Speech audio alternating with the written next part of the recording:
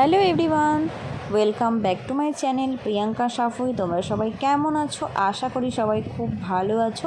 তোমাদেরকে সাথে নিয়ে আজকে একটা সুন্দর ভিডিও স্টার্ট করতে চলেছি। আই হোপ আজকের ভিডিওটা তোমাদের ভীষণ ভালো লাগবে। আজকে বলতে পারো প্রত্যেক দিনের মতো আজকে একটা সকালের রান্নাবান্নাটা তোমাদের সঙ্গে একটু শেয়ার করলাম।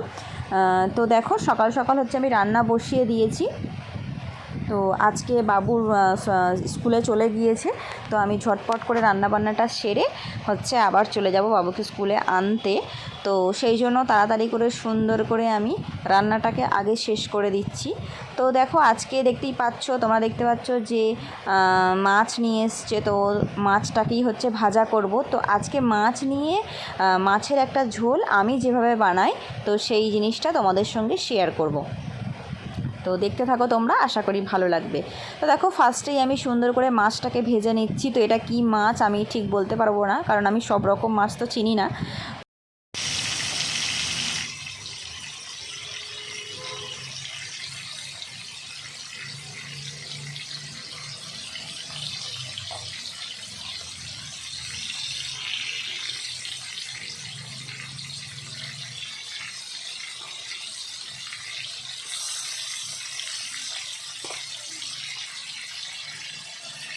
এখানে বাটিতে হচ্ছে একটু মাছের ডিমও আছে। তো আজকে আগেই বলেছি যে আজকে আমি দুটো রান্না করব। এই যে মাছের ডিমও আমার এখানে রেডি হয়ে আছে, বাবুর জন্য একটু ভাজা করে দেবো। আর এই যে এখানটাতে আমি কেটে রেখেছি হচ্ছে উচ্ছে আলু, এটাকে ডিম দিয়ে রান্না করব সুন্দর করে। আর এর নিচে আছে হচ্ছে এই যে পেঁপে আলু কেটে রেখেছি, এটাকে দিয়ে একটু মাছের ঝোল করব। তো চলো দেখতে থাকো রান্নাবান্নাগুলো।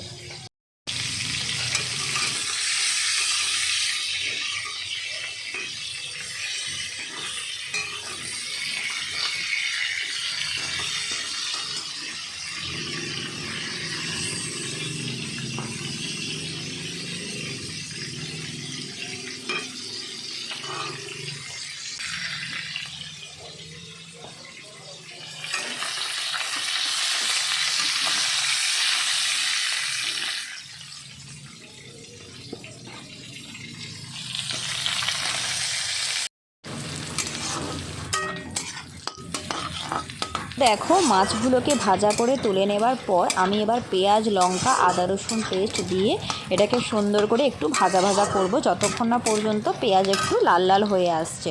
তো চলো এটা ভাজা করতে থাকি।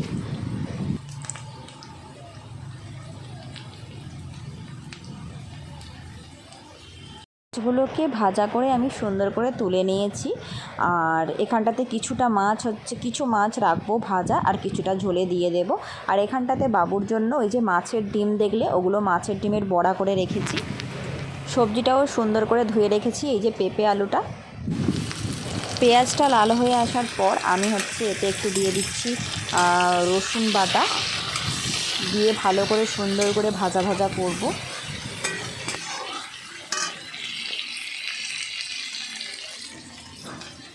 তারপর দেখো, একটু একটু করে আমি মশলাগুলো অ্যাড করব। প্রথমে দিয়ে দিচ্ছি একটু লবণ, তারপরে হচ্ছে একটু হলুদ গুঁড়ো, তারপরে দেব একটু লঙ্কার গুঁড়ো। ঠিক আছে, এই কিছু সব মশলাগুলো অ্যাড করে হচ্ছে আমি ভালো করে সুন্দর করে ওটাকে মশলাটা রেডি করবো। এই যে লঙ্কার গুঁড়োটা আমি দিয়ে দিলাম, তারপরে দেব একটু জিরে গুঁড়ো, সব একসঙ্গে দিয়ে মশলাটা সুন্দর করে আগে মশলাটা কষাবো।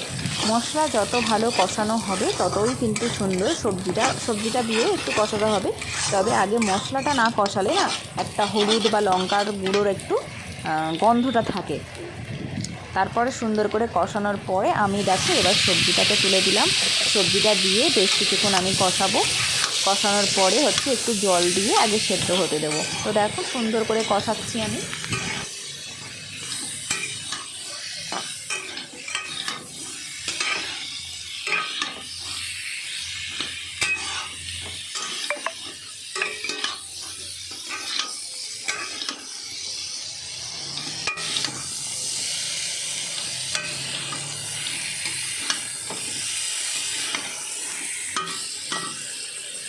তারপর দেখো এখানে যে একটু মাছের ডিম ছিল আর উচ্ছে আলু কেটে রেখেছিলাম, তোমাদেরকে কিছুক্ষণ আগেই দেখিয়েছি।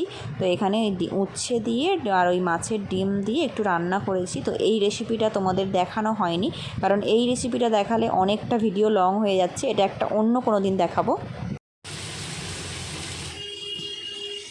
এবার দেখো আমি পেঁপে আলুর ঝোলটাতে একটু জল অ্যাড করে দিলাম। দেওয়ার জল দিয়ে একটু ভালো করে ডুবো করে জল, মানে যতটা পরিমাণে ঝোল আমি রাখবো সেই ঝোল অনুযায়ী আমি জলটা দিয়ে কিছুক্ষণ ফুটতে দেব। তারপর ফুটে গেলে তরকারিটা আমি মাছগুলো এক এক করে তুলে দেব।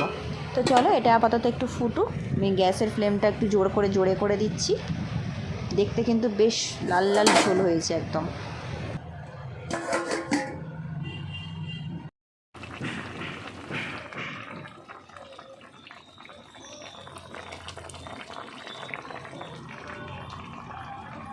পর দেখো যেমন বললাম জলটা ফুটে এসছে, এক এক করে আমি মাছটা দিয়ে দেব, দিয়ে একটু ঢাকা দিয়ে রাখবো। ঠিক আছে, রাখার পরে কিছুক্ষণ পরে নামিয়ে নেব।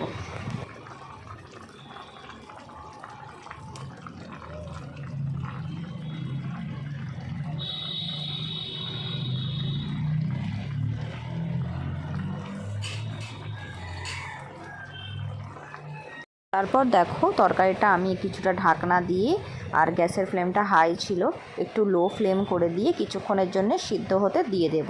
তারপর দেখো এখানে কিন্তু আমার উচ্ছে আলু আর ওই মাছের ডিম দিয়ে তরকারিটাও কিন্তু রেডি হয়ে গিয়েছে। তো আমি একটা অন্য পাত্রে এটাকে তুলে নিয়েছি। তো দেখতে কিন্তু খুব সুন্দর হয়েছে, খেতেও খুব সুন্দর হয়েছিল।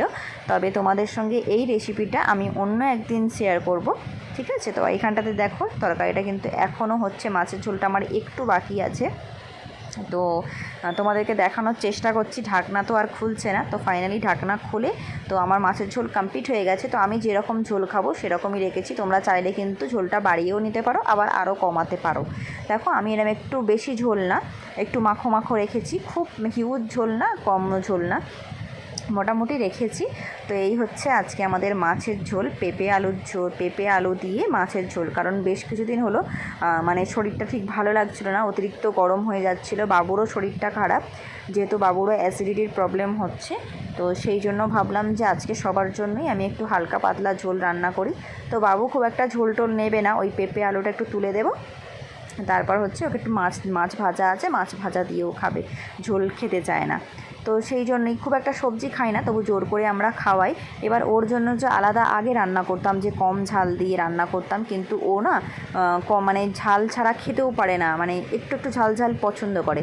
তবে আমার তরকারিটা কিন্তু দেখে যতটা মনে হচ্ছে যে লাল লাল ভীষণ ঝাল হয়েছে, কিন্তু সেরকম কোনো ব্যাপার না, যেহেতু কাঁচা লঙ্কাও আছে, আর এই লঙ্কার কালারটা না, লঙ্কা গুঁড়োর কালারটা একটু বেশি মানে লাল আর কি, সেই জন্যই এরকম লাগছে। আজকের মতো এই ভিডিওটা এই পর্যন্তই রাখছি। আজকে আমার সকালে রান্নাবান্না কেমন লাগলো অবশ্যই কমেন্ট করে জানাতে ভুলবে না। টাটা।